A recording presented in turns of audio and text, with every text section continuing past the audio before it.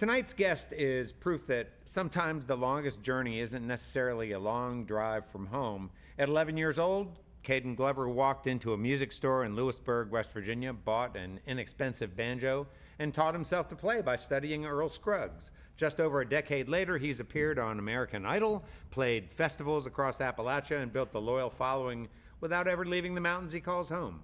Blending bluegrass roots with touches of classic country and even jazz, Caden has created the sound that's unmistakably his own. Please help us welcome one of Appalachia's brightest young voices, Caden Glover. Thank you. This first song here is called Left-Handed Cigarettes.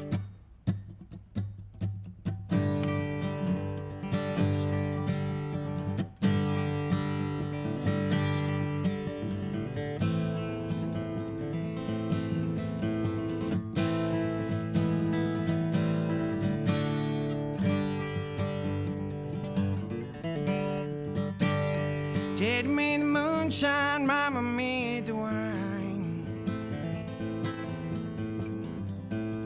Lived off of nothing, but we sure is right. Over in the front yard, sitting on the lawn. Boy at the store, picking out a song.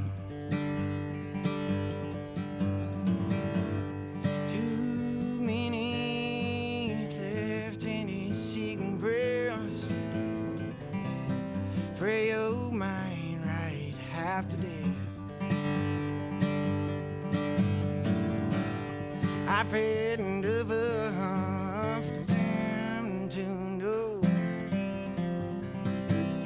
Never fix your broken soul.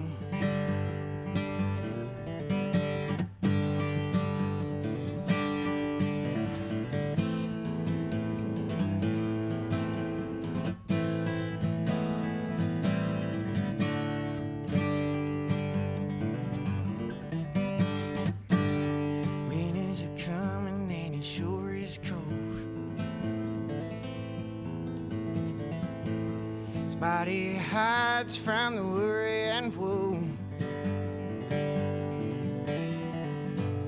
She's by the fire when it's hot, still froze. Past memories strip him of his throne. Too many left in his cigarettes. Pray your mind right half to death. I've had enough of them to know. Never fix your broken soul.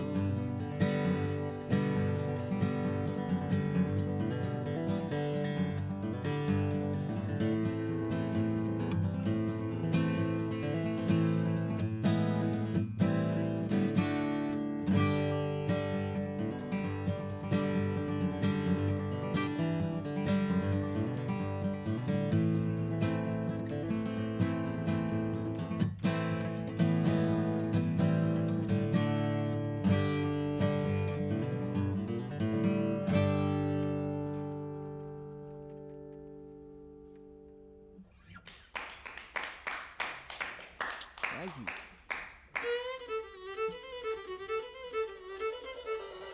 Good evening and welcome to Red Barn Radio.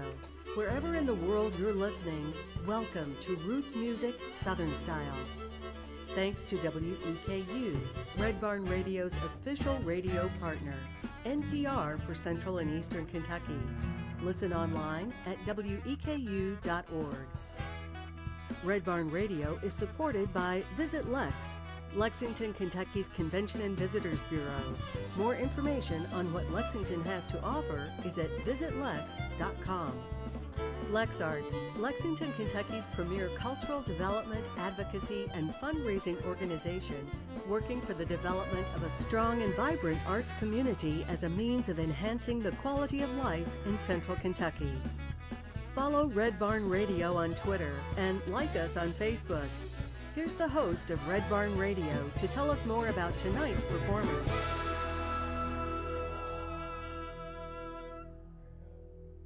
You know, a generation ago, a young musician from Monroe County, West Virginia, might have felt the need to leave home before anyone beyond the county line heard a note from them. These days, talent has a way of finding its audience. Caden Glover first caught national attention on American Idol, but he's also been turning heads through Radio West Virginia performances, festival appearances, and a growing online following drawn to his mix of bluegrass, country, and Appalachian storytelling. Just 22 years old. True? True. That? Caden represents a new generation of mountain musicians, artists who carry the traditions of this region forward while finding entirely new ways to share them with the world. As we learn a little more about the man behind the music, we will enjoy this evening of music and conversation with Caden Glover. Thank you. This next song here is this one's called Greenbrier River. There's a river that runs through Greenbrier County, West Virginia, and pretty simple. I wrote this song about it.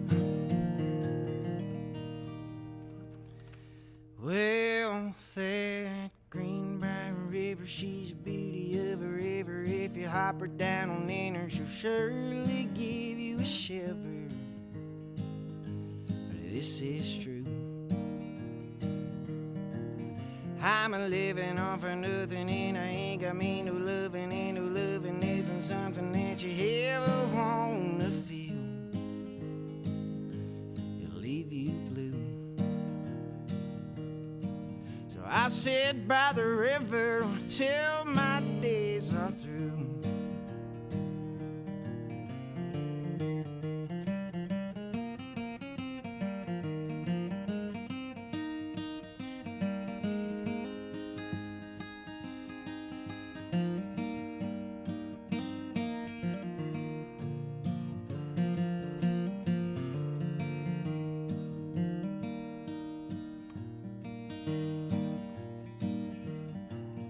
Well, my lady, she's gone crazy, and she left me feeling hazy when she caught me in a daydream of something in the past that I once had.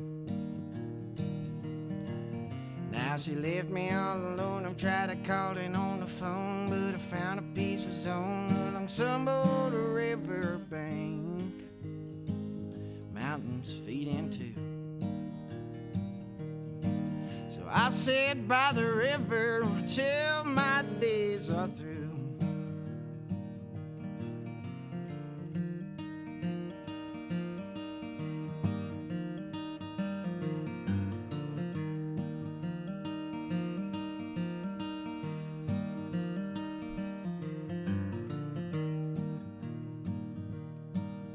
Now the Greenbrier River, she's a beauty of a river. If you hop her down on in her, she'll surely give you a shiver. But this is true. So I sit by the river till my days are through.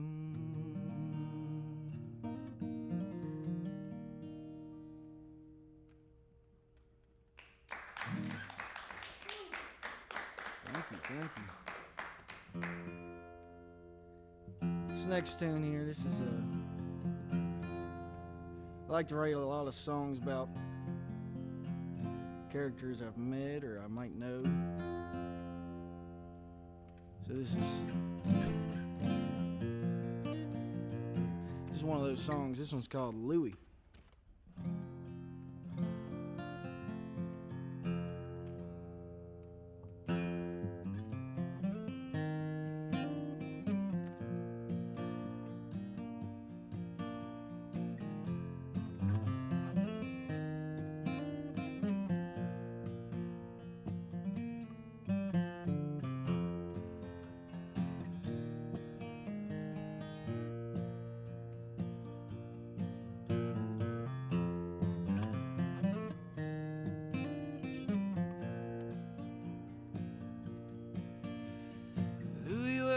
Honest man, born honest by God, never gave no trouble to no one. Louis owned a flower shop and he sold them by a dozen. Went on day to day with no harm.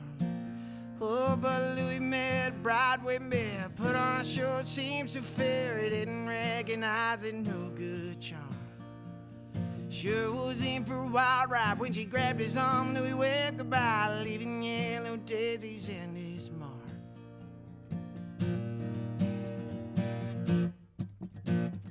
Louis, you're a foolish man. Louis, don't know the trouble you're in.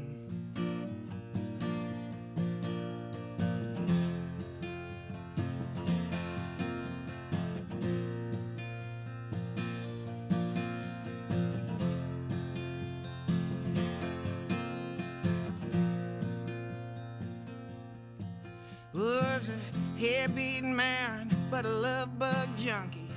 Spun them tunes, it sounded a little funky. Louis couldn't help but to bob his head.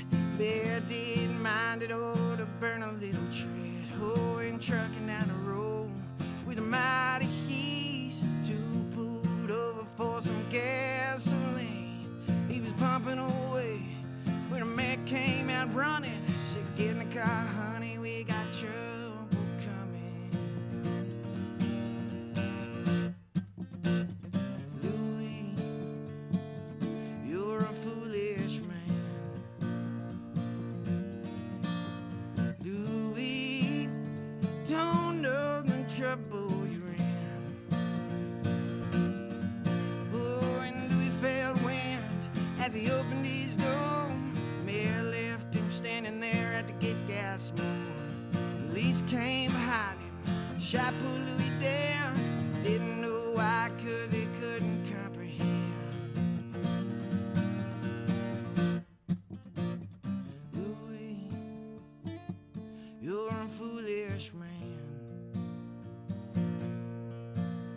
Louis, don't know the trouble you're in.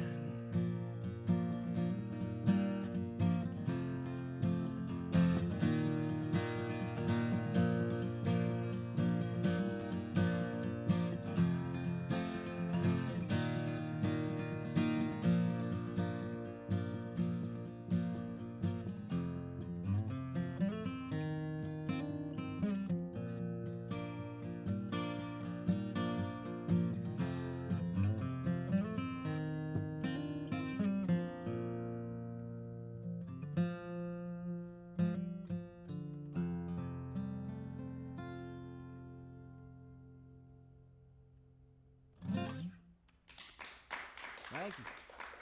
Thank you, thank you, thank you. This next tune here, this is one about a little something that came out of Parkersburg, West Virginia, years ago.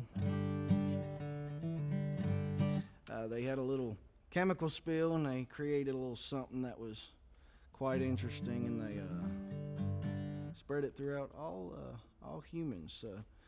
This one's called C8. It's about chemicals.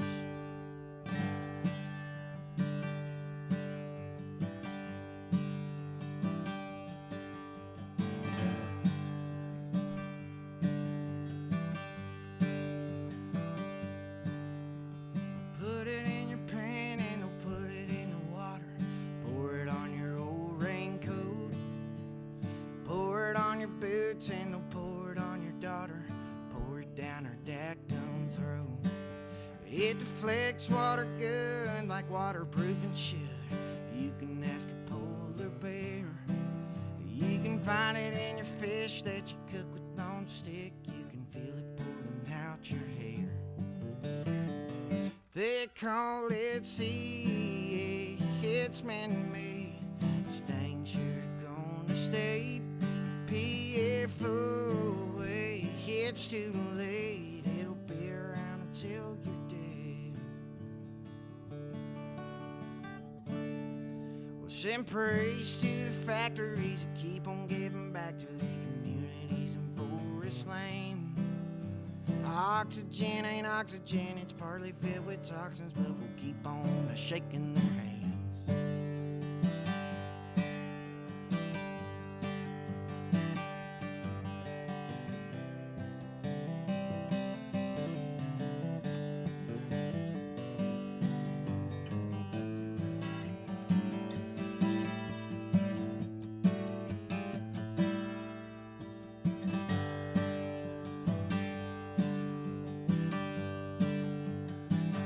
They call it C8, it's man-made, and it's damn sure gonna stay the PFOA. It's too late, it'll be around until you're dead. But if you got the cancer, man, there's probably an answer, friend. You feel it rushing through your veins. It's a precious little thing that was made for man's sake. You can call it OC8.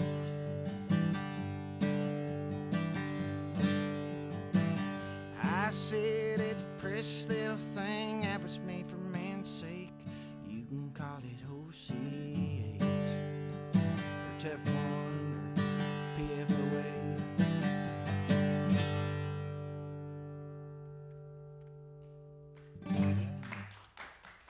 Thank you.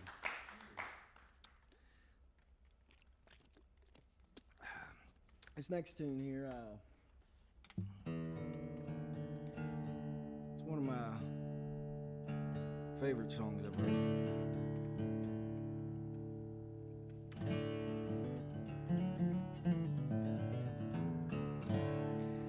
This one is about feeling like I've done a lot of stuff and I've been a lot of places, and even though I'm young, I've met a lot of people, but this song here, it kind of comments on the fact that even though that might be true, a lot of times feels like I'm accustomed to the rain, but even when it's good, it gets bad shortly after, but it always comes back to good, so.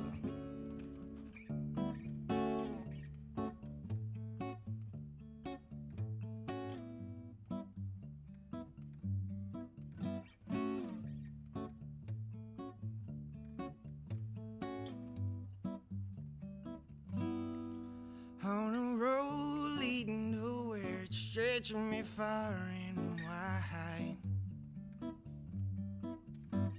In the early morning, I'm okay, but by the evening, I cry.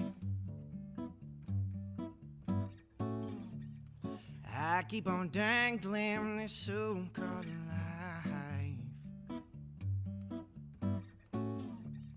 Want me to sing, but I don't know why.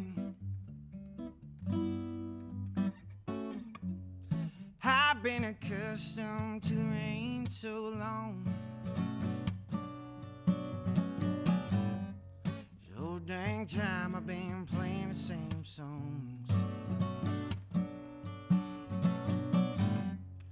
Always been asked what I do to carry on. I've been accustomed to the rain so long.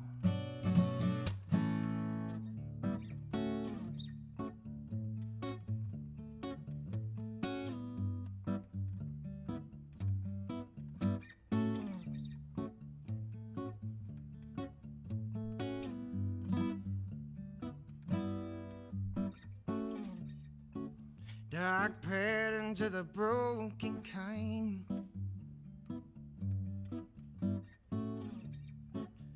Help 'em up just to leave 'em trying. Cloudy day with a hint of mist.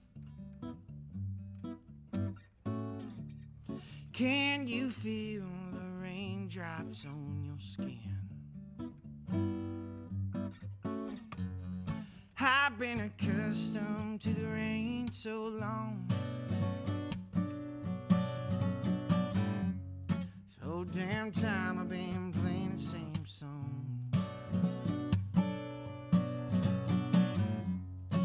always been asked what I do to carry on. I've been accustomed to the rain so long.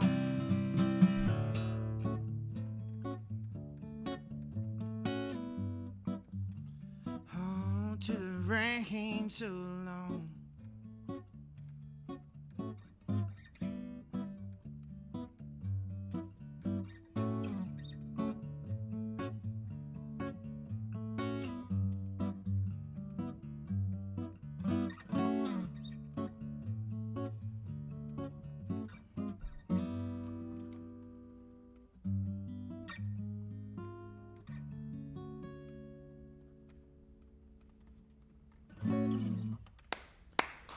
All right.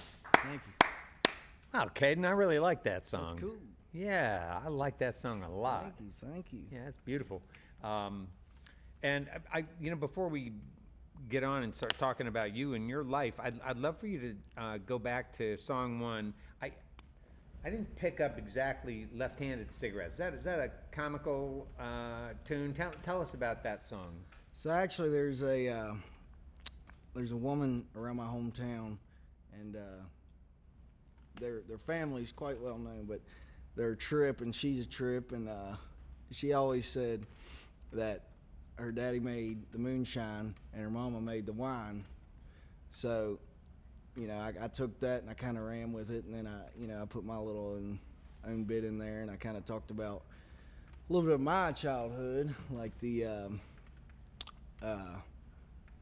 talking about a kid being in the front yard with his banjo and whatnot, and then the rest just kind of takes off there, and it kind of speaks on my life a little bit. Does that make sense? That first verse, though, she said that long ago, and I never have forgot it. I remember the exact moment she said that, and I was like, oh, that's good. She wasn't even, talking about a song or anything, but I thought to myself, that's real good right there. You always have an ear out for things like that when you're out and about? You know what? Not always, but sometimes, I'll think back on something that somebody said, or maybe a story that they told, and something will come out of it, or even if it's just a phrase. Whenever I go to write stuff, and it doesn't always come right then and there. So maybe I'll start a song, and then it might be a year or two later, and somebody will say something, and it clicks right there with that same song that I remembered I was writing 2 years ago. So yeah, I kind of get ideas from all over the place. When you were singing the song C8, and you mentioned at the very last second or two of the song, you said the word Teflon. Mm-hmm. I don't know a ton of West Virginia history. I've spent a lot of time in West Virginia, a lot of it driving through, but the way we travel, we always take the blue highways. Yeah. We tend to get off the main one, get off of 64. And so I feel like we've seen a lot of the beauty and the drama of the landscape. It's just stunning. Yet the little history I know of West Virginia includes stories like C8 and the pollution of the river, and mining disasters and atrocities, and then finally, it seemed like it was the epicenter, an epicenter of the opioid epidemic. Yep. And I just wonder, I'm always wondering, how does that impact the psyche of people who love the state of West Virginia and who've been there? Can you speak to that at all? I feel like as a state, we've been taken advantage of over the years. Are you speaking for, do you think you're speaking for a lot of people here? Yes, Yeah, okay. I hope so at least. Yeah. I feel like it's quite, just for instance, the whole ordeal in Parkersburg, that all started because of a farmer whose cattle just all of a sudden just started dying off. And, it was one after the other, and they would have mutations, and the calves would have mutations.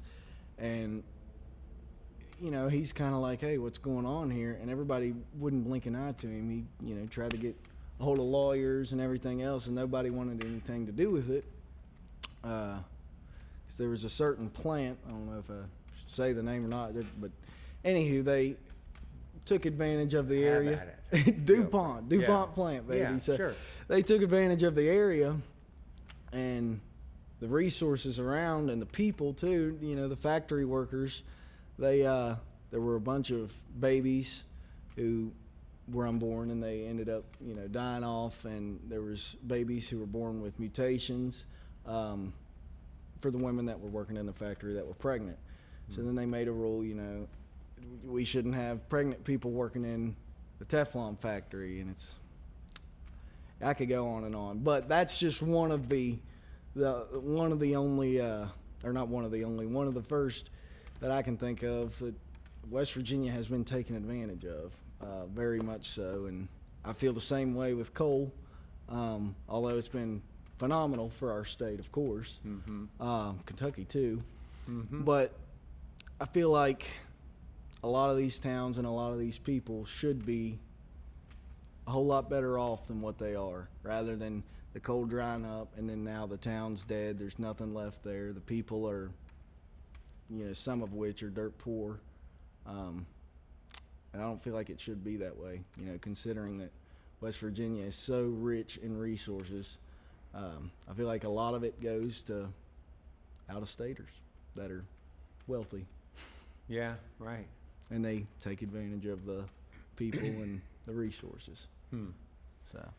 Yeah, and how do you feel? Can you speak to how you feel that that affects people? Does it make people that you know, for instance? I mean, I guess you can just speak to the people you know well. Do you feel that people are skeptical about others in power, skeptical of big business, guarded? Yeah, I definitely do. Which, too, a lot of people seem to overlook it because of the whole job situation in West Virginia. There's not much to offer in terms of work. So if you've got a big factory like the DuPont plant, they're going to overlook that, and they're going to think that they're doing good for the community, which might be true in terms of job security and stuff like that. But then you kind of look at the bigger picture and all the cancer cases in Parkersburg and the long-lasting effect of that plant and everything they pumped out of there. So, and I know there's a documentary out there about that. I think I've seen it. And you grew up in Monroe County, and we were talking about that before the show, where that is. I think you've positioned it pretty well for me. Do that for the audience, remembering that a lot of our audience is unfamiliar with West Virginia, maybe from urban areas. And so it's the southernmost part of the state. Monroe County is very tiny, very, very tiny county. It's kind of unlike the rest of West Virginia is kind of how I explain it. Although we've got mountains and everything, of course, it's more of a farm county. Same with Greenbrier, which borders it. They focus more on farming, so there's a lot more pasture land than there is wooded area. In fact, there's twice as many head of cattle in Monroe County than there are people. So that's a true fact. But yeah, it's a tiny place, and Union, which is the town, it only has probably 300 or 400 people. There's no stoplight in the whole county. There's not a Walmart in the whole county, no source of fast food in the whole county, nothing. There is Dollar Generals, but that's it. And is that because there isn't the population to support it, or is it because the county believes in supporting local business people? You know, that's a good question. I think that there's not enough population, but also I think there's so much farmland that is in use and is, you know, will be in use for a good while, or at least I hope. There's not much room for that. There's not much room for a Walmart or whatever the case may be. And I think a lot of people in Monroe County are proud that there's you know, it might make it harder, but I think that most people are proud that they can say they're from a place without all of that stuff. You know what I mean? Uh-huh. Huh. Well, some people, you know, like I said, a lot of our listeners grow up in neighborhoods where nobody knows who lived there before them, right? You grew up surrounded by family history. What did that give you that you didn't realize was unusual until you met people who didn't have it, because you've traveled around some, you know? Yeah, I feel like work ethic and freedom, if that makes sense. See, I live near Charleston now, which is the area that I live in is still a rural area, but compared to where I'm from, you know, we can drive 10 minutes down the road and be at a Walmart, like I was talking about. But where I'm from, you've got a 35-minute drive. So I feel like me telling that to other people that I've met, they're just like, there's no way. And, you know, I'm willing to travel for something if I want it or if I need it, whereas a lot of people aren't. So I kind of have I feel like the freedom of thinking that, oh, that's no biggie, we'll drive an hour to go see this or do this or nothing, you know. And some people hear you talking, their mouths, just their jaws. Yeah, exactly. Right. They're like, you drive dropping. How far for work, or you do this or that, you know, and it's like, it's really not, you know, that's not that big of a deal. Huh. We drive 35 minutes to go get the best gas price, you know what I mean? Did you listen to a lot of music in the course of driving? I'm thinking now, I want to go back to your kidhood. Uh-huh. Let's come back to the driving around and listening to music question. I'd like to go to your family now and talk about the aspects of that, because I mean, I can just speak for myself. You know, I saw my grandparents twice a year at best. We lived 12 states apart. They were in Wisconsin and we were down in Virginia. Cousins, kind of knew their names, but anyway, no connection to that family. The opposite, I think, of what you experienced. Yeah, so I was surrounded by a lot of family. At the same time, it's kind of weird, but my parents divorced when I was young. Mm-hmm. So, you know, there was kind of a split household there, and I bounced back and forth. And then as far as music, nobody in my family plays music. Nobody that I know, at least. There's not a person who plays an instrument or really even listens to music. My mama, she likes to dance, so she likes ZZ Top. But as far as, you know, actually, you know, she likes the classic rock stuff. She likes it all, really, but she can get down. She, as far as people playing and whatnot, no, I really don't even know where the music came from, and, you know, but yes, I was, to go back to your question, I kind of got off there, but yes, right. I was surrounded by a good bit of family. I grew up on my grandpa's farm, so all throughout school and whatnot, I was working on the farm, and then I just kind of was a way of life. Did you have relatives in the school that you attended? No, actually. My older sister was older than me, and then my younger sister was younger than, so we never really were in school together. I went to school with one cousin. So no, not really, but yeah, I've got a good bit of cousins and whatnot, and they kind of spread across, like you were saying. Yeah. What was school like for you? Did you have a music program at your school? I was kind of a runner-arounder, if you will. Oh, you were? Yeah, I didn't like school too well. I'd rather goofed off and acted a fool. But I did have a couple of good buddies who played music. And talking about what age now? Freshman year, so roughly 15. So you're gonna jump right past your early years. Yeah, my early years, there really wasn't any music. When I came So my first, up until 6th grade, I went to Greenbrier County schools.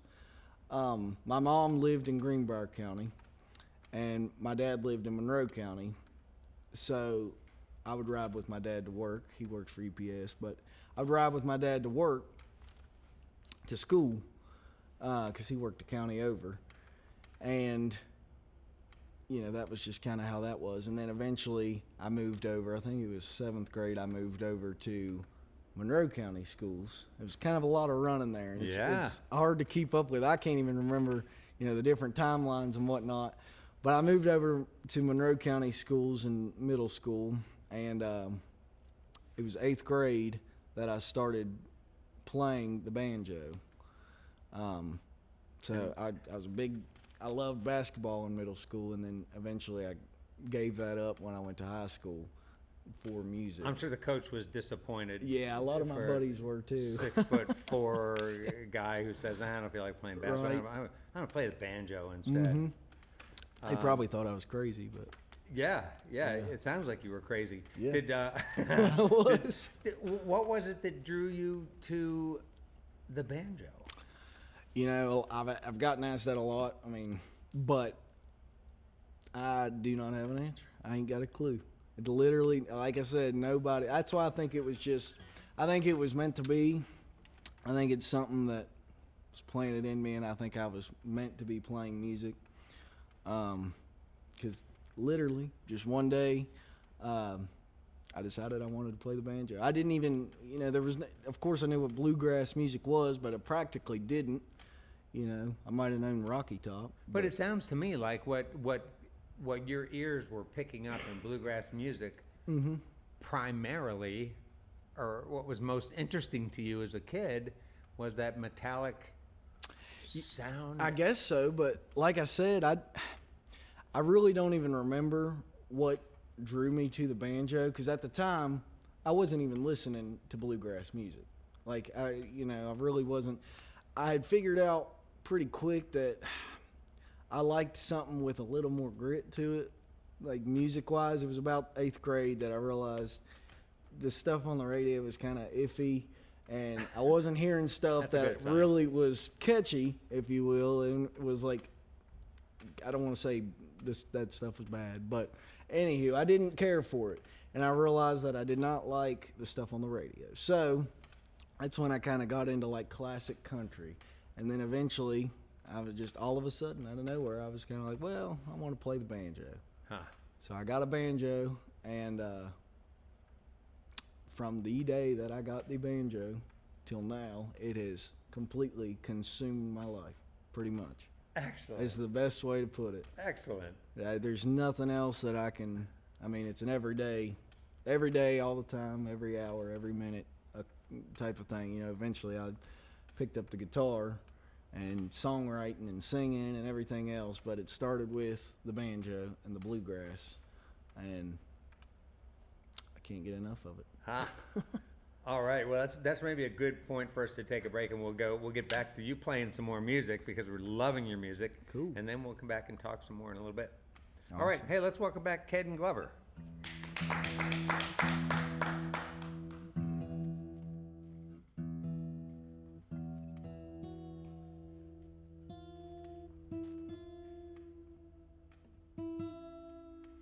This next song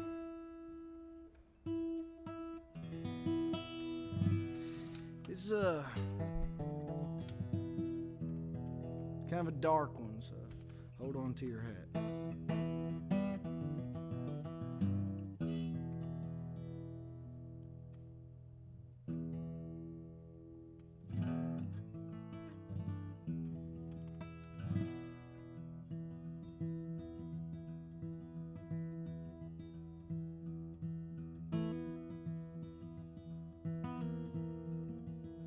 This one's called Pine Tree.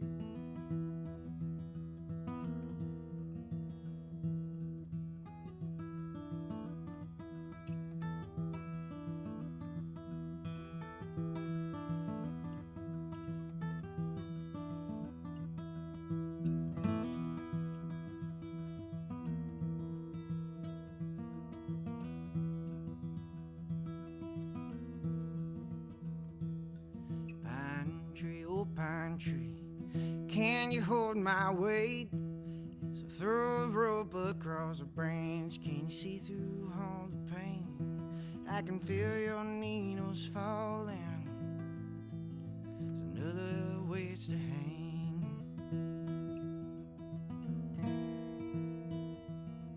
Pine tree, oh pine tree, would you walk with me as I follow the road to death now, son, straight to hell you see.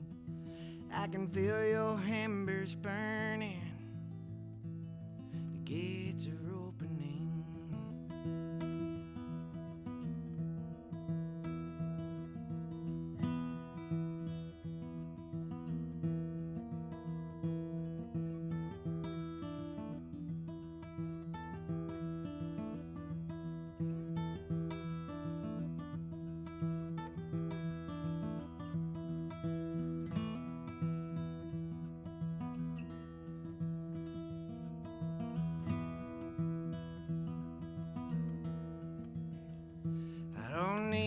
Drug to tell me just how low I am, flooded with the passage of a worn down one-man band. Now he sits and swings in silence, hanging from his neck. Don't wanna tell his story alone, save for how it ends. The darkness may follow, no matter what shape you're in. Well, this pine tree holds my future, Lord, what it could have been. Oh, pine tree.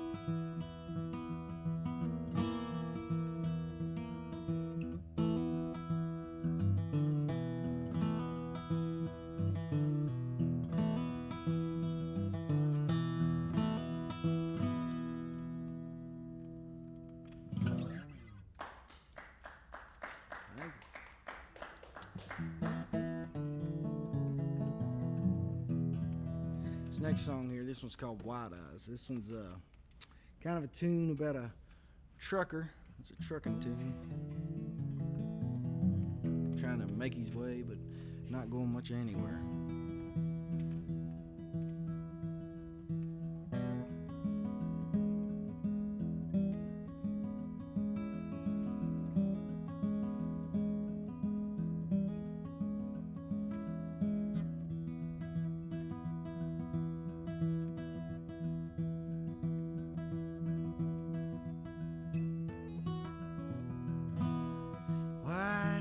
And weary, heavy on the road. This long-nosed Peterbilt is a tugging on the load, and they call it trucking, son.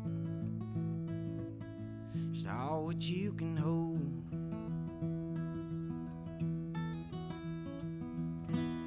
His boots have been resold a couple dozen times.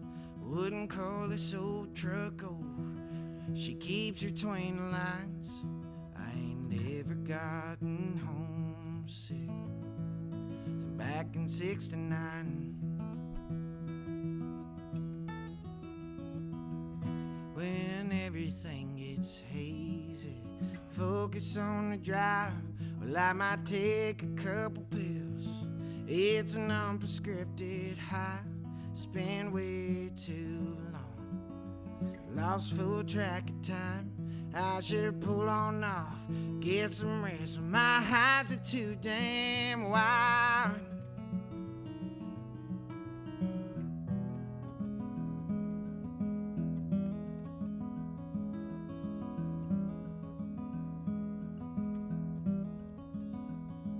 Got a friend in every city, I call them when I'm low. They got everything that I need to keep me on the go. I feel crazy, I don't get 'em between those. If I called her now, would she wanna know what the hell did I become? Or would she just hang up the phone each time I think I might end up giving in? Well, I just pull out and go up and down, and I feel alright again.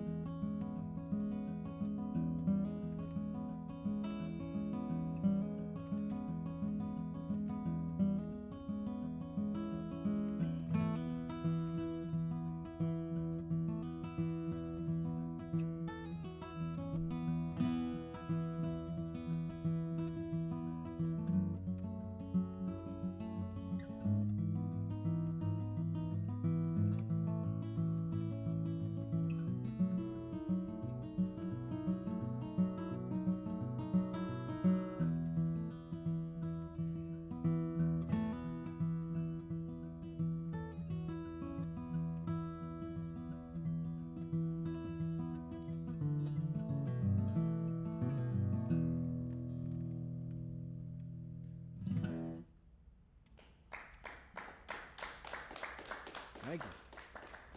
Thank you, thank you. Following that same kind of. This next one's called Commonwealth Shoes. I wrote this one, just kind of aggravated that the dollar doesn't go quite as far as it used to. And things are changing quite a bit, so this one's called Commonwealth Shoes.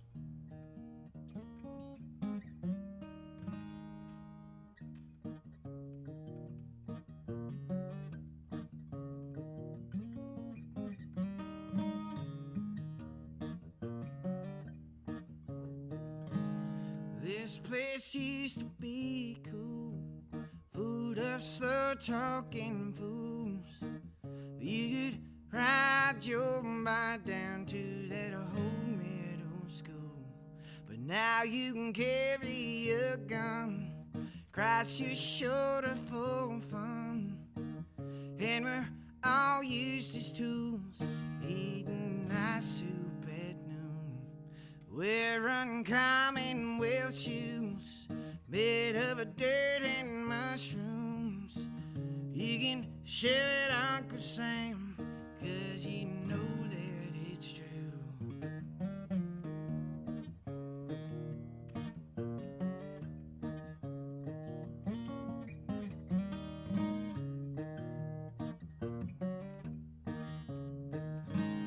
Well, I'd like to complain, but nobody will listen.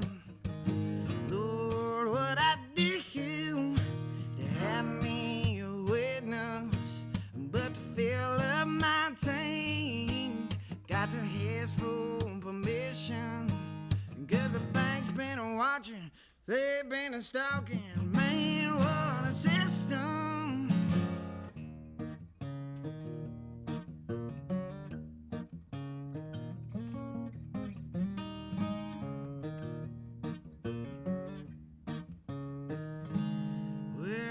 Commonwealth shoes made of dirt and mushrooms. You can share it, Uncle Sam, 'cause you know that it's true.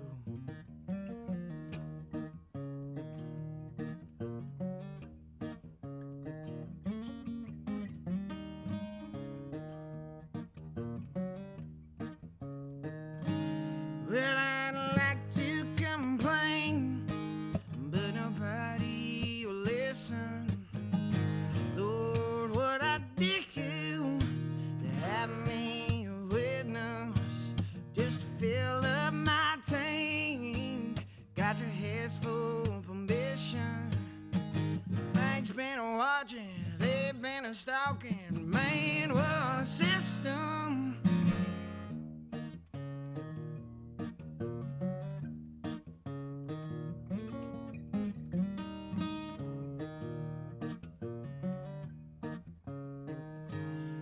this place used to be cool. You're in drug knocking fools. You could ride your bike down to that old middle school.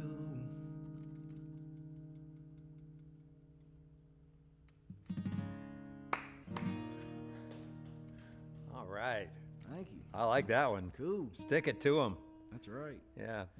Hey, I want to take a moment before we get back to music to remind listeners that Red Barn live streams, both tonight's and on any Wednesday, remain available online for you to view at your convenience, along with live audio streams, compliments of WGAD.net in Central New York. Do you love what you hear on Red Barn Radio? Well, I hope so. Well, help us grow our audience, will you? Subscribe to our YouTube channel.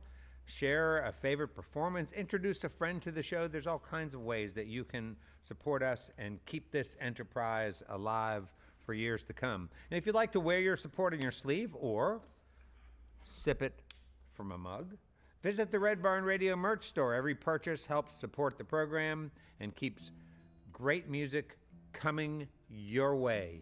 You'll find links on our website, Facebook page, and in our weekly newsletter. Thanks for being part of the Red Barn Radio community.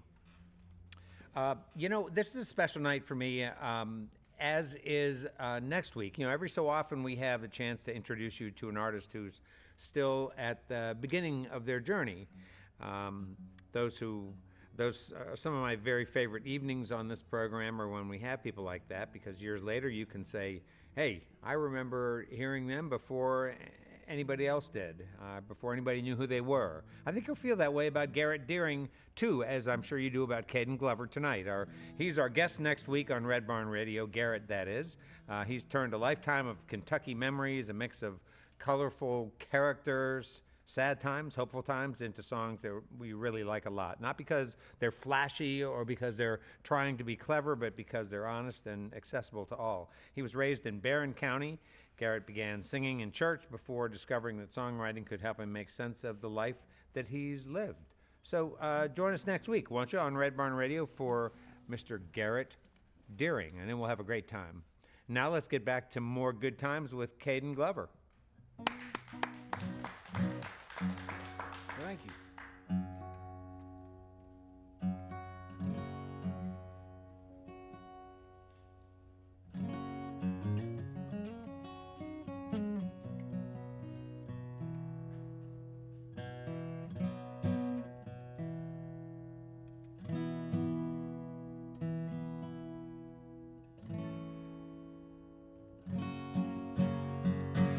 Well, this one here is called Picking Up the Pieces.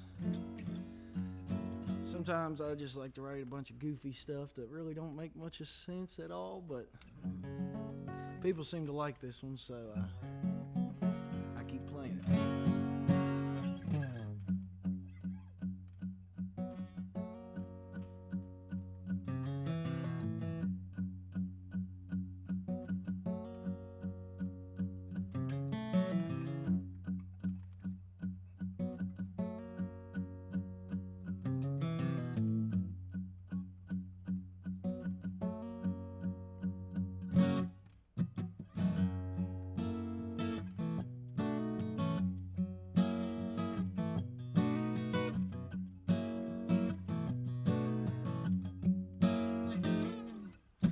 I got a few brains in the old town where I grew up.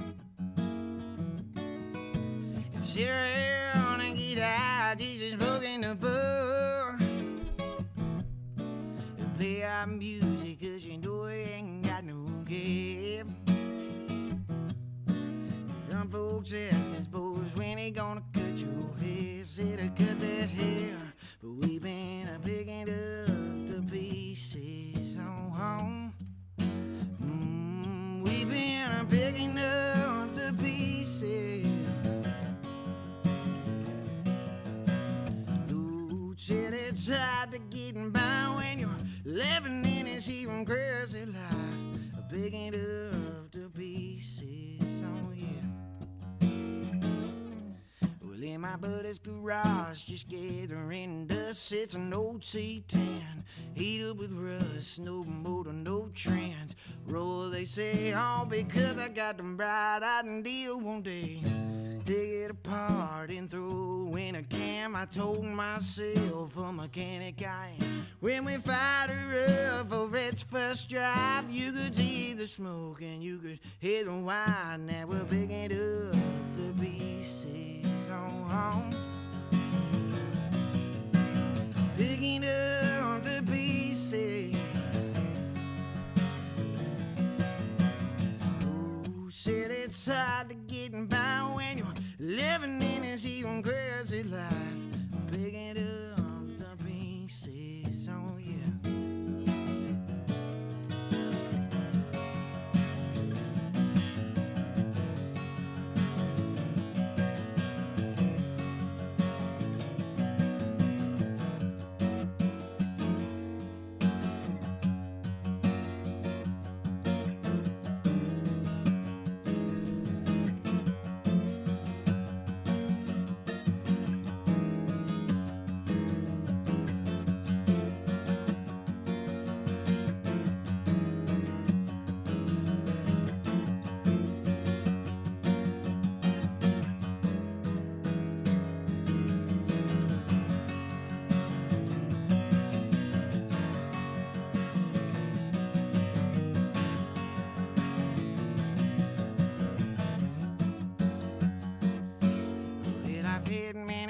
Tell me, son, you fool.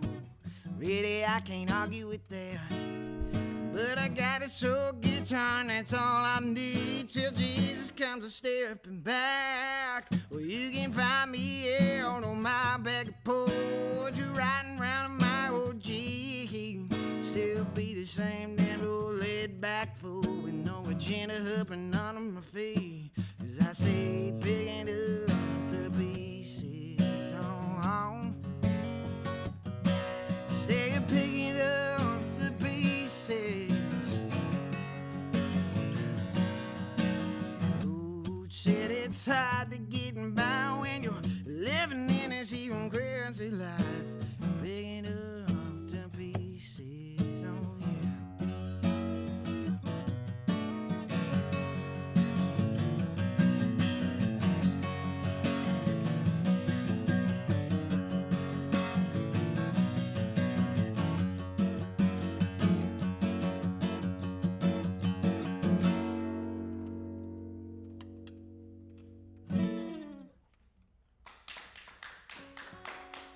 Thank you.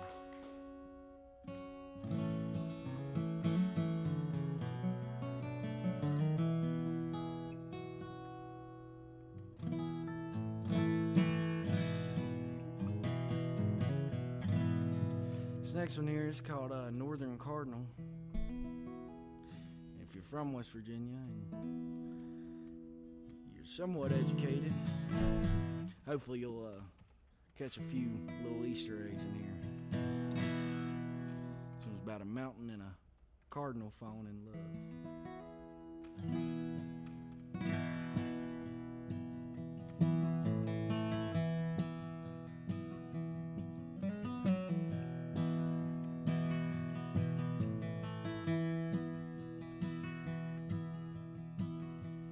I am a mountain in the Appalachian hills, rivers and hollers, and where I get my fill. A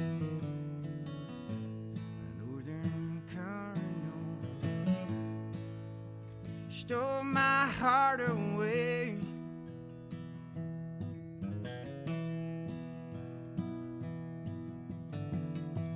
Sugar maple rest upon the ridge. My dearest friend, won't you show me where she is? Northern Cardinal, I must see again.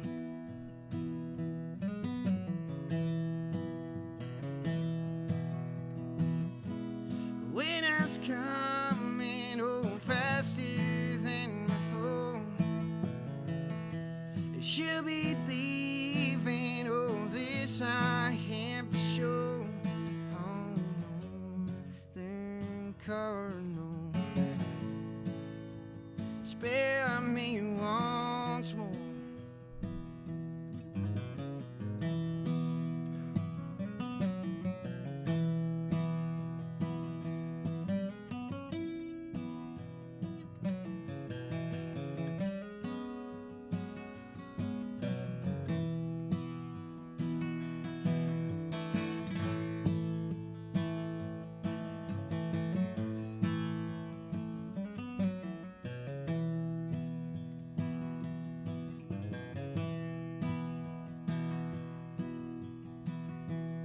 That old spring is jumping, talking in my ear.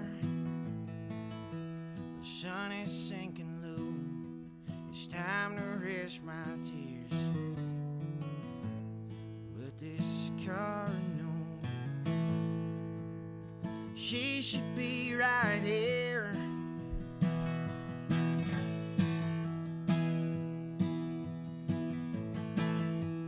Northern Cardinal sailing homeward in the wind.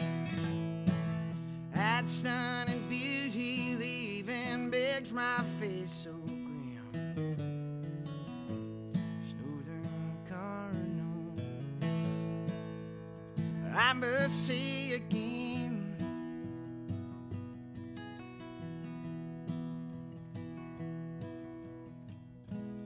Winter's coming home faster than before.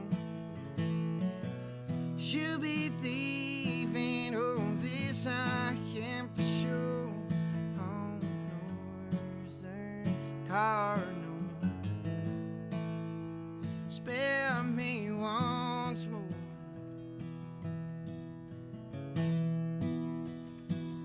Oh, Northern Cardinal,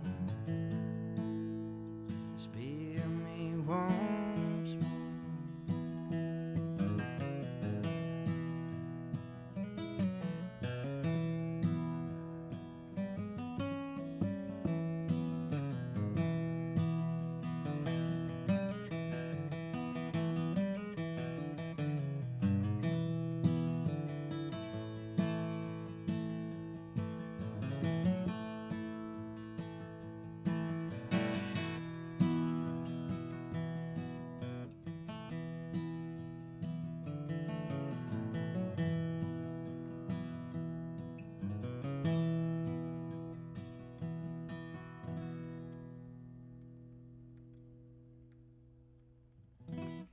Caden Cardinal. Thank you, thank you. This next tune here, it's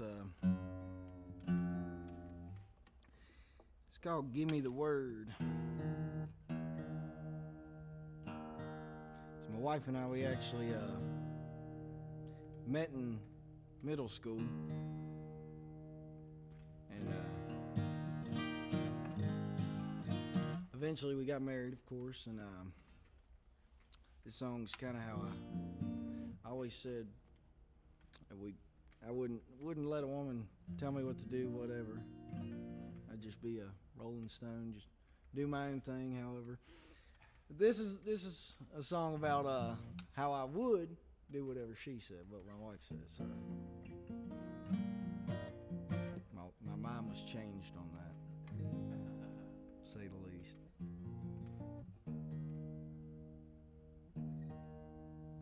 If I can get this thing tuned.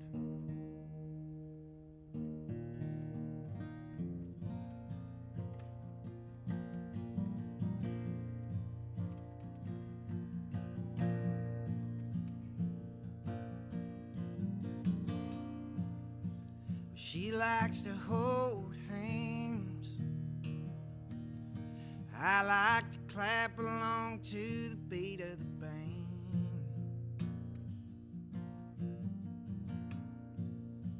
Lord, and she likes a plane. I like to fly by the seat of my whole worn pants.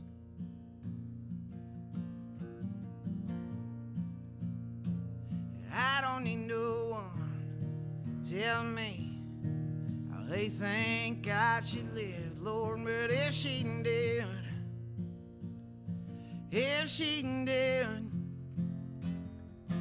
things would be different.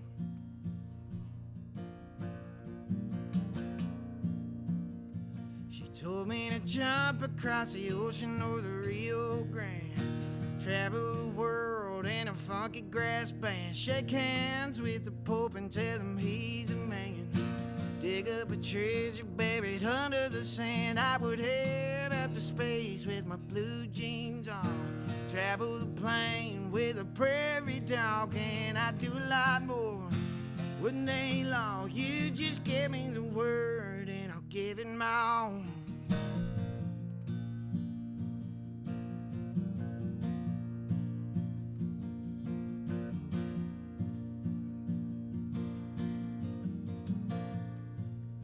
She knows the college dean, but I have a hard time of keeping my fingernails clean.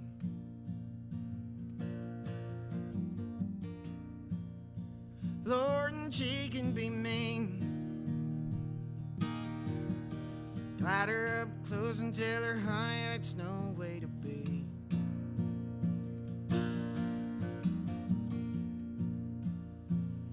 I don't need no one telling me, no, they think I should live, Lord, but if she did, things would be different.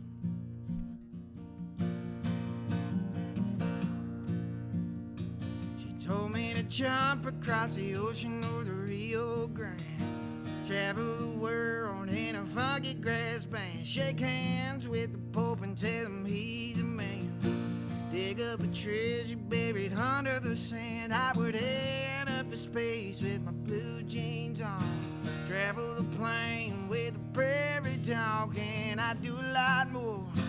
Wouldn't take long, you just give me the word and I'll give it my all.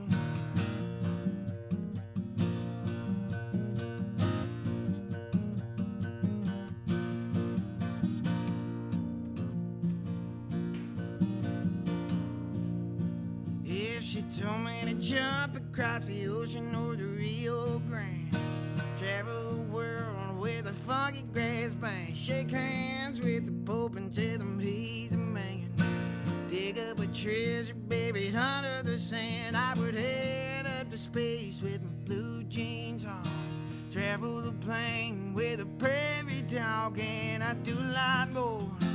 Wouldn't take long, you just give me the word and I'll give it my all.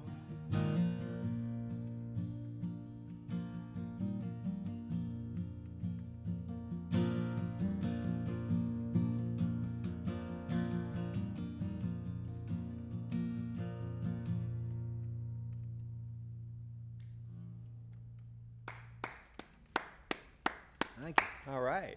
Appreciate Two hands it. clapping. Hey, your wife sounds like a special person. She is. Yeah, you guys met in middle school. How cool. So you were, at that point, did you say you were in Greenbrier? Is that right? Sixth grade, up until sixth grade, Okay, yes. gotcha. I was in Greenbrier County schools. And then you went to Monroe. Yeah. Okay. I was kind of living in one, going to the other type of thing. Wow. So were you guys always close right from the time that you were? I mean, like for instance, did your high school friends blame her for you quitting basketball? So no, we became friends in middle school, and then in high school, so our friend groups actually kind of collided. Huh. So all of my friends were her friends, and she was actually friends with one of my best friends well before I was. So it was kind of like an interesting, a unique situation. But we'd always go to his house, and she would come too. We were real big into riding dirt bikes and pretty much just getting into trouble, doing stuff we shouldn't have been. And she would tag along, but eventually she got a boyfriend. So I know. And then later on, I snagged her back. So that's the story. And then she stuck it out with me now for 4 years. Oh wow, you guys got married young. Yeah, we did. We just celebrated our 2-year marriage anniversary on Monday, actually. So Well, congratulations. Is she Thanks. watching tonight? she is. What's her name? Olivia. Hey, Olivia. Hey, Olivia. All right. Hey, Olivia, says Matt, our sound man. All right. Well, that's a great story. She like music? She does. I think I've rubbed off on her. You know, I had to. Oh, yeah? I had to put my little 2 cents in there, but now she likes music pretty well. Olivia, do you do a little bit of harmonizing? No, she Oh, doesn't. no, she's not a harmonizer? She won't do it. She won't do it. Ah, It's she terrible, will. ain't it? Just stay after her. It's awful. She can do it. You know she can do it. She can do it. Yeah. But she won't do it. Uh, One of these days. all right. You know, I think I would like for you to tell the American Idol story, if you don't mind. Sure. Okay. I have a hunch you've probably told the story a billion times. I have, but Try to that's tell okay. it in a different way. Yeah. I mean, I should think that each year that passes, you look back on that experience in a different way. Yeah, I would think absolutely. so. It's just like here you are. That program puts artists into like a very polished TV machine. Did you come away feeling, more confident in who you are, or more determined not to change who you are? Yeah, pretty much more determined not to change. So, just start from the beginning. The State Fair of West Virginia was holding a competition. Oh, okay. And at the time, it was the summer after I graduated high school. And I was booking gigs and, trying to make money. That was my only source of income at the time. And I figured out that if I had enough gigs booked, that I could be good enough off to eat. And you were booking gigs in Charleston? I was booking gigs back home, so I was kind of everywhere. I was all over southern West Virginia, kind of, basically. Okay, I mean, I'm just trying to imagine what gigs are there in a Bars. town that doesn't even have a stoplight. In Monroe County, there was like one, but everywhere I had to travel. But I quickly figured out that if I had enough gigs, as long as it wasn't too far, and the money was right, whatever, I could make a living off of it. But they were holding this competition at the state fair, and all you had to do was send in a video, and everybody in West Virginia was allowed to do it. So there were hundreds of videos, and I ended up winning that. I sang "All I Can Do Is Write About It" by Lynyrd Skynyrd. Ah, So I did that, and lo and behold, I won that. And that got me in. If you won that, they called it WV Idol, and you could audition for American Idol. It kind of helped you skip a couple steps, but I auditioned on the computer 3 times, I think, and then eventually they told me, okay, hey, we want you to come to Las Vegas. So I did. I went to Las Vegas. okay. Don't go too fast through this story now. Okay. We're listening. All right. I went to Las Vegas, and mind you, First time ever in a big city like that? it was first time I was ever on a plane. Okay. I was 18 years old. It was interesting, to say the least. My wife, then girlfriend, came with me, and we were kind of mind blown. And In a good way? Was it in a good exciting? way, Yeah. Okay. it was cool. It was exciting. Yeah. It was wild for 2 18-year-olds to freshly graduated, mind you, hopping on a plane to Las Vegas. Yeah, that's interesting. But we did that, and we were there for a week. I auditioned in front of the judges. And On what day? Day one, like day one or day? we arrived that day, and I think it might have been the next day Okay. that I auditioned. Nervous the day before? Did Oh, you yeah. spend a lot of time pacing and Oh, yeah. running through the song? Absolutely. Do I have the licks right? Yeah, it was rough. And okay. Yeah, and then I forgot my face shaver. So, I mean, I had long hair then. I looked homeless. It was rough. You have to wear the same outfit for all the filming days. You have to wear the same outfit. Well, I wore bib overalls and a white t-shirt underneath, and I brought one of each. And let's just say we ended up doing laundry in the tub in the hotel room. Yeah, it was rough. But anywho. Okay, so, all right, I want to just step back a little bit. Okay. So, you wore bib. Did they urge you, was there any condescension there? Like, did they urge you to, to dress like you're from a rural place? Or No, they anything didn't. Like that? So looking back, because I wore bib overalls, a white t-shirt underneath, and Converse, actually. They definitely tried. They didn't, I didn't have to wear that, of course, but they definitely tried to push on oh, well, I'm, a little farmer. In my head, I didn't even think about that with the bib overalls. That was just my choice. What to wear? Yeah, that's just what Yeah. That's just what I decided to wear. Thought it looked cool, and then, thinking back now, they definitely, absolutely try to push on this whole, country, redneck, that whole persona, and I didn't really play into it because I feel like I'm different than a lot of people, but I didn't play into the picture that they were trying to get of me, if that makes sense. Oh yeah. So I'm sure they were wishing that you would have come off that way. Yeah, they definitely To were. reinforce those stereotypes. Absolutely. That's what they were wanting. It's reality TV, and that's what they were wanting. They were wanting a sadder story, or to me, that's just, it's not really your business type of thing. Like, they don't need to hear. It's about the music. Does that make sense? Of course, the story's important, but at the end of the day, what does it matter if my dad didn't die or my mom didn't die and this, that, or the other? And that's what they're looking for at the end of the day. So if I wasn't redneck enough, I wasn't didn't have a sad enough story, I'm kind of outing some tales. I'm outing them, but nonetheless. Yeah, I was going to ask you. What is I don't know. What are the things that people assume about that experience that's completely wrong? They assume that it's all.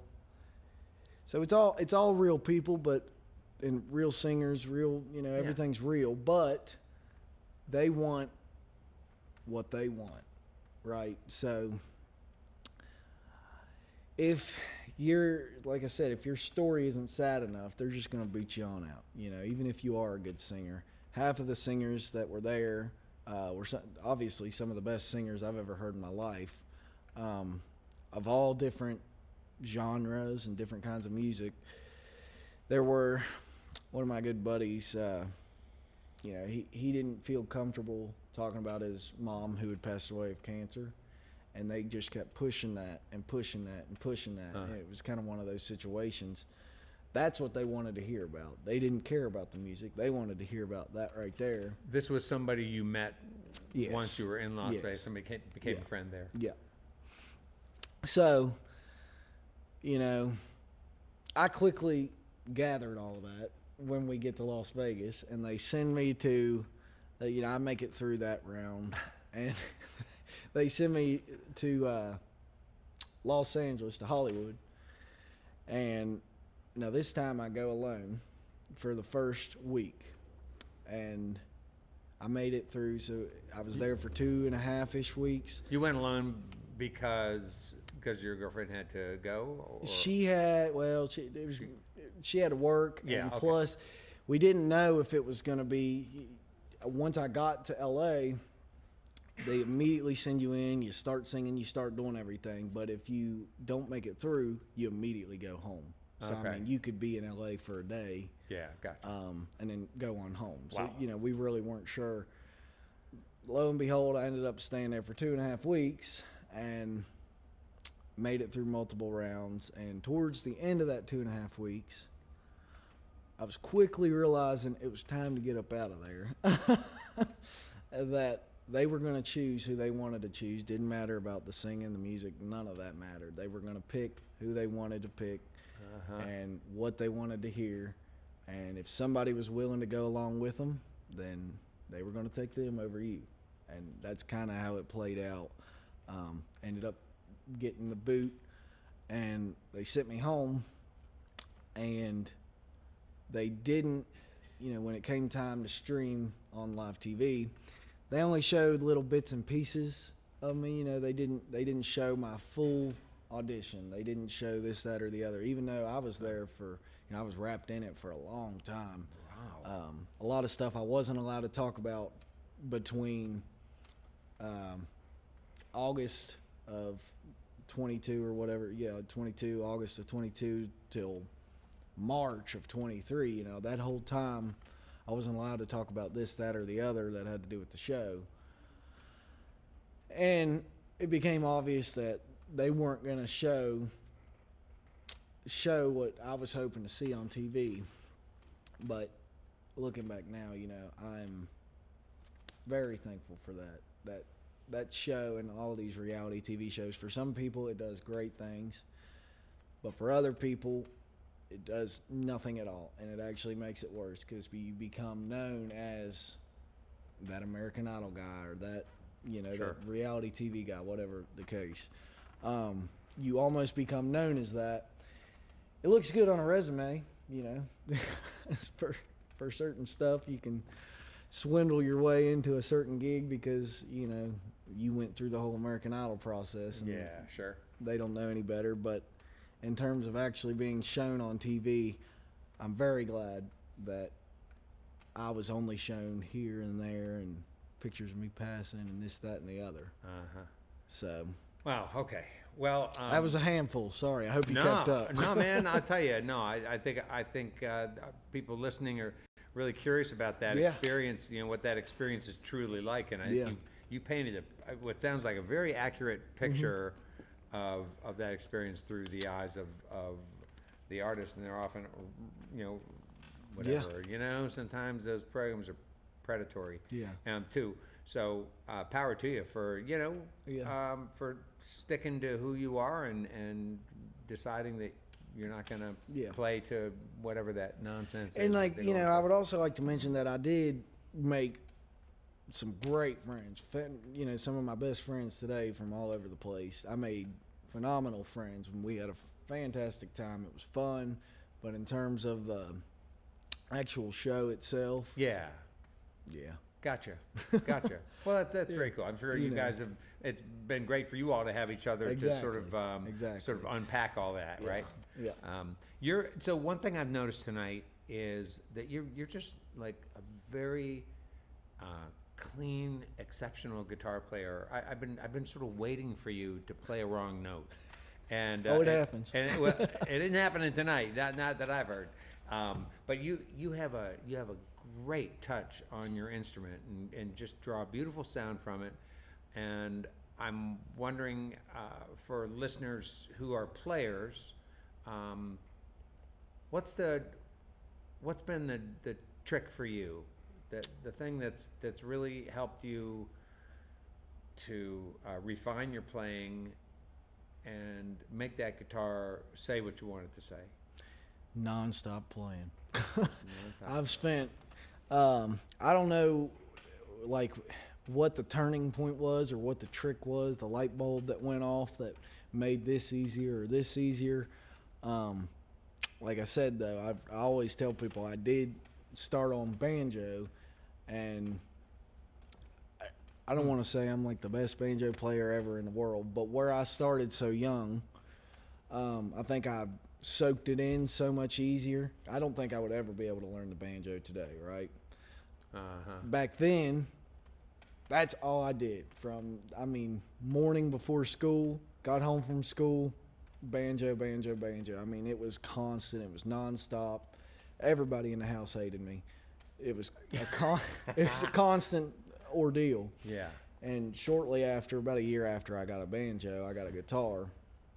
And it's funny because I don't remember learning the guitar. Of course, you know, I did at some point, but I don't remember learning the guitar because I just picked it up and it kind of just came second nature. And I think that's because I had already played the banjo. Most people do it the other way. They might sure start do, with right. Guitar, go into banjo. But I think that the guitar came a lot easier for me because of the banjo.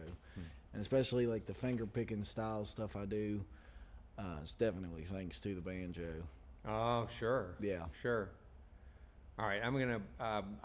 We really want to get back to hearing you play some more, but I'm gonna ask you one question. Sure. You're a good songwriter, and I like what your songs convey, and I love your use of words and the way you turn phrases.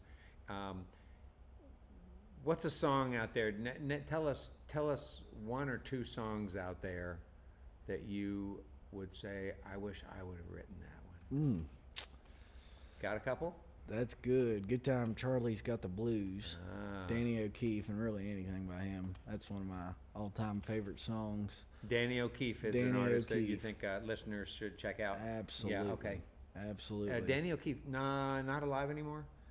I don't think so. Okay. But I could be wrong. Okay, but that was 70s. Yeah, 70s, that's right? 70s stuff right there. Yeah. The O'Keefe album. It's Danny O'Keefe, and the album's called O'Keefe. That is top tier. I can that's see that. I phenomenal. can see the album cover. Yeah. You got one more?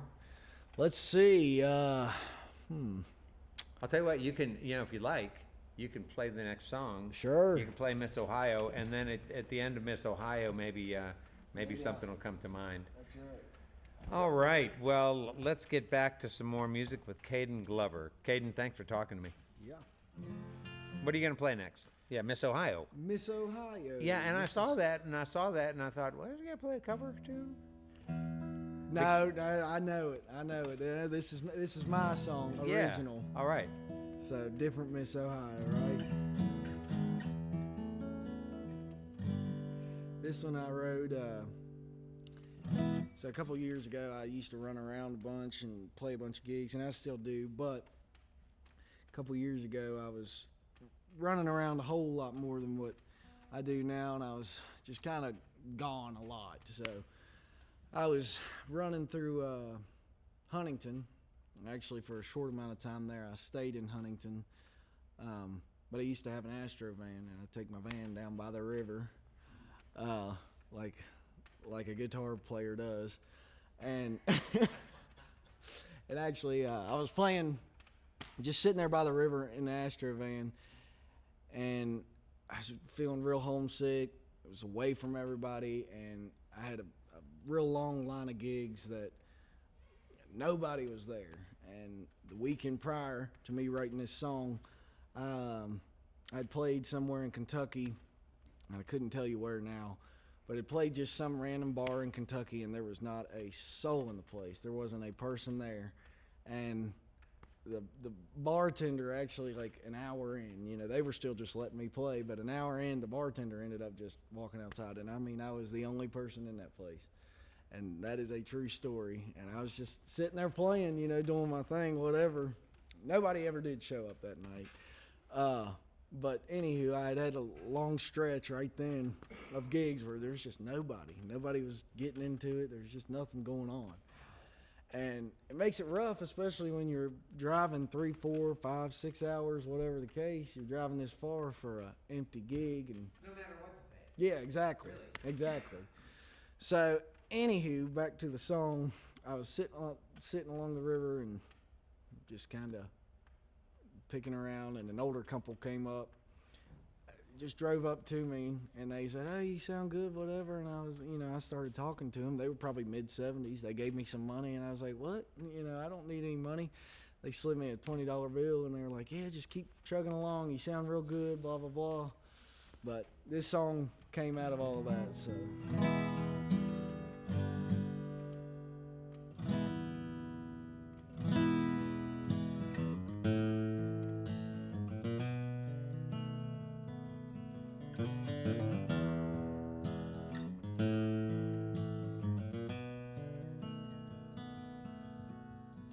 Ohio, Miss Ohio, been there when I was real damn low.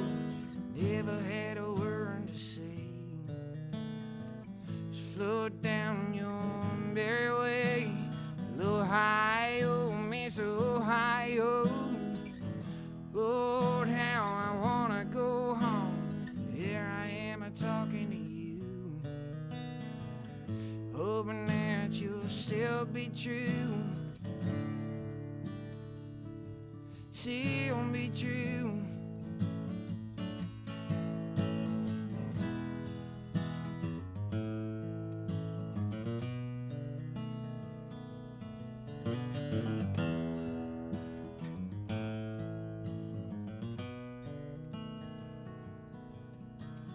Profound and glum sounding feelings today. Lord, let the river sweep me away. Doleful is her modern trade, tying off ends and leaving them great. walleye flying in the dead of the night, trading his mercy for a soulful flight.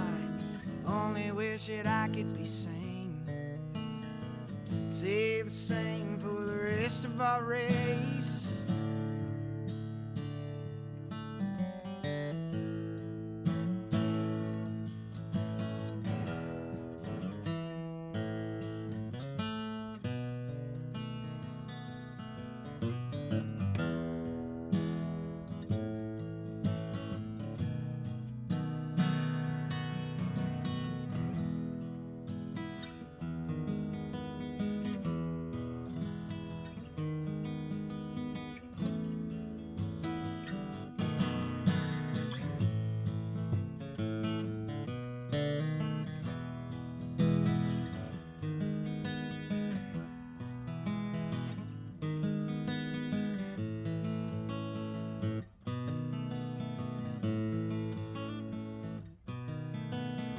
Ohio, Miss Ohio, how I wanna go on. Here I am talking to you, hoping that you'll still be true. Ohio, Miss Ohio, I can't say I'll miss you at all. Thank you just for being a friend. Later on, Miss, I'll see you again. Maybe I'll see you again, Miss Ohio.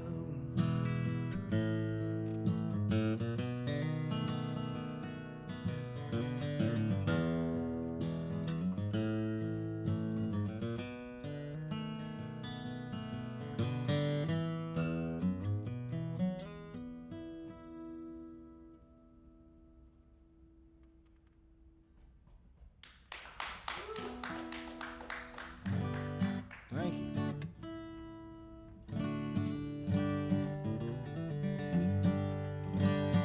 So this next tune is it's a little, it's kind of a cheesy one, but you gotta have the cheesy ones in there. That's how I feel.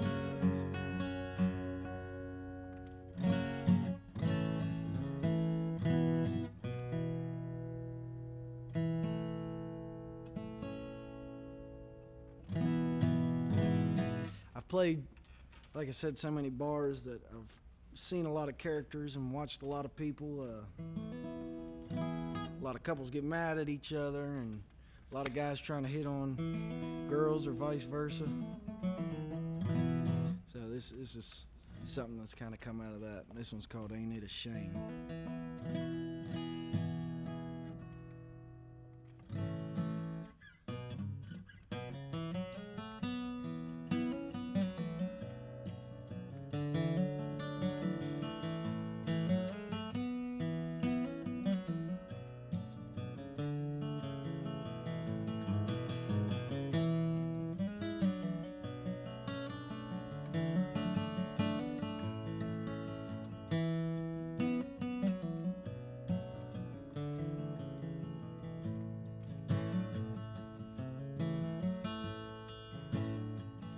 I got a name, and I got a number.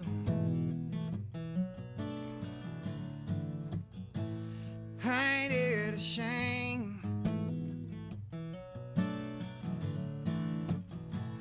that I gotta wonder?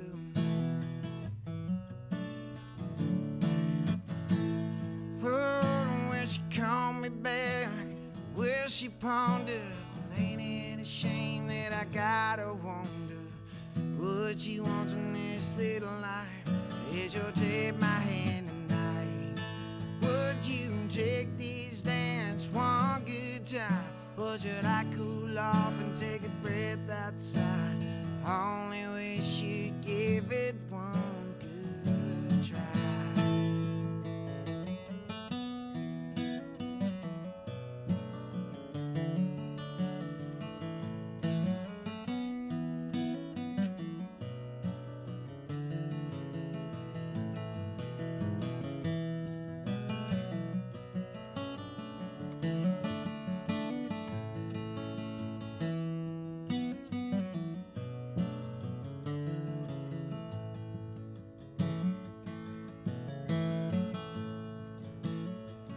she's got my name.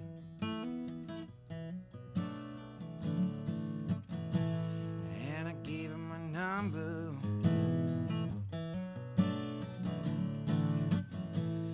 Ain't it a shame?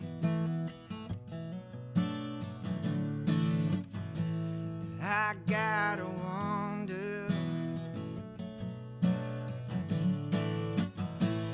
Oh, when she call me back, will she ponder? Ain't it a shame that I gotta wonder what she wants in this little life? Is she'll take my hand tonight?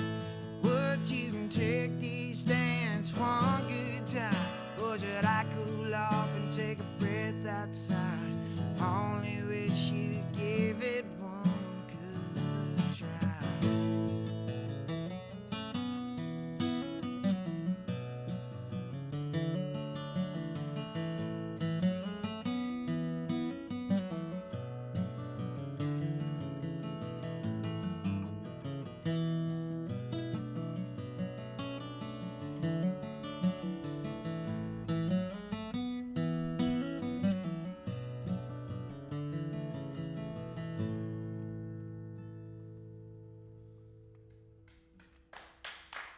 Thank you.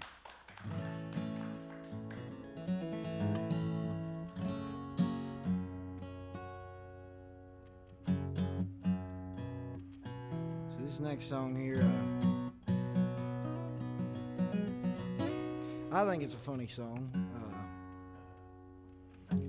It's called Counting My Days.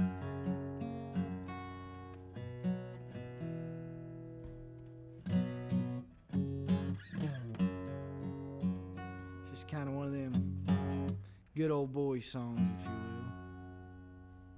will. If I can get this thing tuned.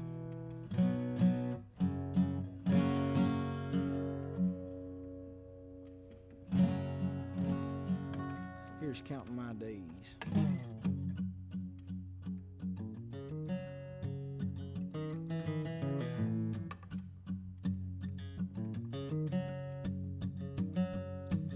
Well, I used to smoke grass, but now I just play it. People think it's good, but they're too ashamed to say it, 'cause they don't like a good time and fool that's bound to get them in trouble. Well, I ain't too much, just a regular dog. I'm a cold shooting, bullshooting, lookout hog. I like a wrangler on my jeans, extra leather on my feet, that's a fact. Hang around long enough, you better leave with bad habits. Soon as I hear the road, man, I knew it'd be tragic.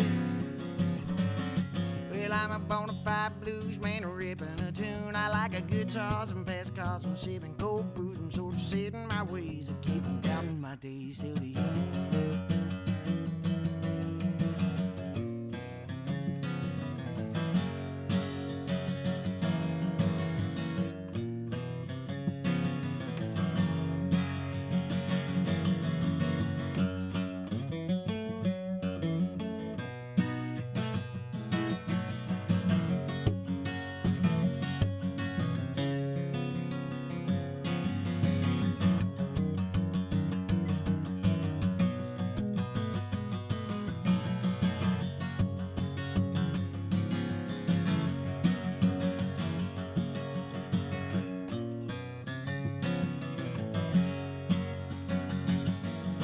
I picked through Appalachia with a fine-tooth comb, calling every little dive bar I could find my home. If it was some trouble, I know it's gonna walk on my way. Well, I'm a slick talking fiddler with words that can kill. I got a one made of iron and the other made of steel. And if a living don't get you, buddy, bet that the ride won't do. Hang around long enough, you better leave with bad habits. Soon as I hear the road, man, I knew it'd be tragic. Well, I'm a bona fide blues man, ripping a tune. I like a guitars and fast cars and sipping cold brews. I'm sort of set in my ways. I keep on counting my days till the end. Said I'm sort of set in my ways. I keep on counting my days till the end.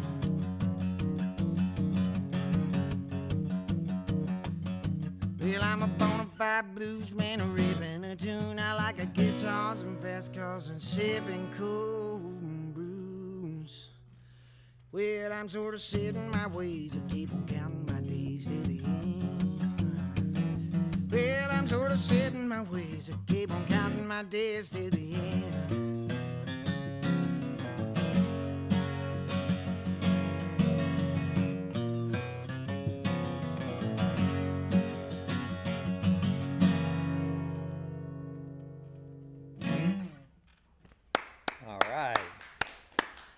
All right, well, Caden, you said Good Time Charlie's Got the Blues. Did you Yeah. come up with another one while you've been playing and thinking about the lyrics of your own songs? That's right. Let's see. Tell you what, I'm gonna say a couple of words for the radio, and you be thinking of it, and then I want you to come back. I'd love to hear it. We'd like to thank tonight's guest, Caden Glover, for being with us tonight on Red Barn Radio. We also want to thank you, whether you're listening online or on our growing network of radio stations, watching us on YouTube, joining us through social media, or tuning in from somewhere else in the world. We're really glad you are spending part of your day with us here on Red Barn Radio. Special thanks goes to WEKU, Red Barn Radio's premier radio partner, Central and Eastern Kentucky's radio news leader. For those of you here in the Bluegrass, you got to be sure to check out Red Barn TV. It's our weekly program of music on ABC 36 WTVQ. Red Barn Radio comes to you from the Lex Arts Performance Hall in downtown Lexington. You can learn more about our guests, upcoming programs, and everything else happening with our program. We're on the web at redbarnradio.com. And before we close out the program, we're going to ask Caden Glover to play one more tune. But first, we're going to ask him to tell us, what is that other song that's out there that he wishes he would have written? Me and Paul by Willie Nelson. All right, Me and Paul. It's a good one. Yeah, that's a beauty. Wow, good choice. It's too relatable. Yeah, So that's a good one. Oh, I love that tune. All right, well let's give it up for Caden Glover again. Thank you. Absolutely. Thank y'all for having me. This last song here, this is called Jimmy. It's another goofy old song. It's just kind of about a certain type of character, certain type of person that ain't really ever gonna do a whole lot, but they're perfectly all right with that.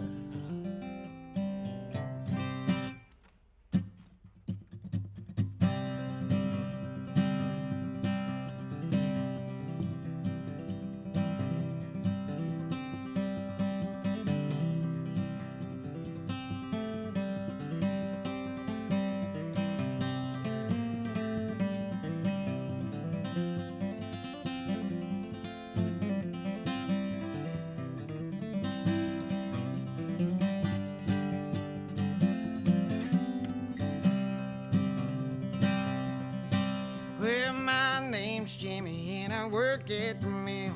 Work for beer money, gotta get my fill. Everybody knows me as a local drunk in town.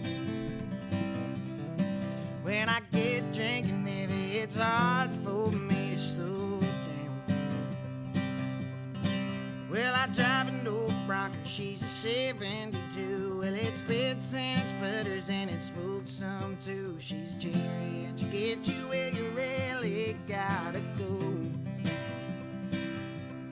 Where I need to go now is straight to the liquor store. Gotta get some beer.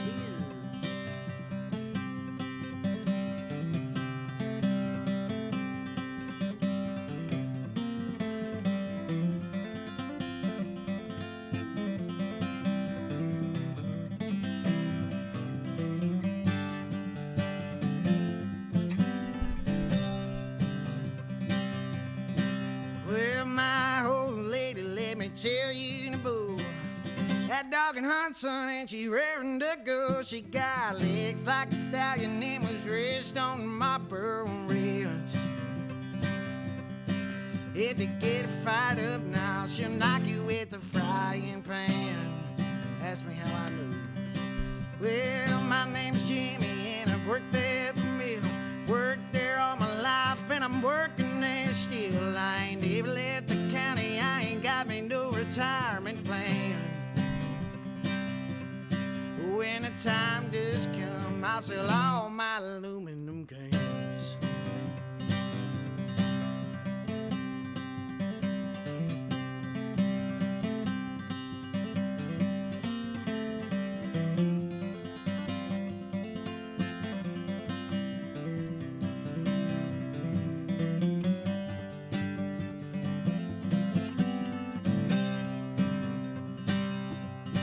Well, my name's Jimmy and I work at the mill.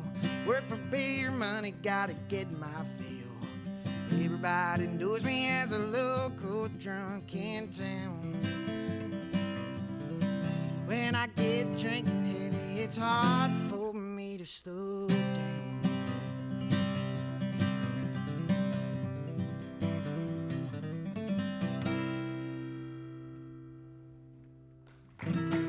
Thank you. Yeah. Caden Glover. That's all for our show for this week, folks. Thank you for spending part of your day with us, whether you're listening live, catching up online, or discovering these performances through one of our broadcast partners. We are grateful to have you with us. If you enjoy what we do, please take a moment to share a performance. Leave a comment, subscribe to our newsletter. Those simple acts help Red Barn Radio keep on keeping on, reaching new listeners and continue to bring great artists to audiences across the region and beyond. Thanks for supporting Red Barn Music and our mission to bring you roots Southern style. I'm Bradford Becker. Have a great week, and we'll see you next time on Red Barn Radio.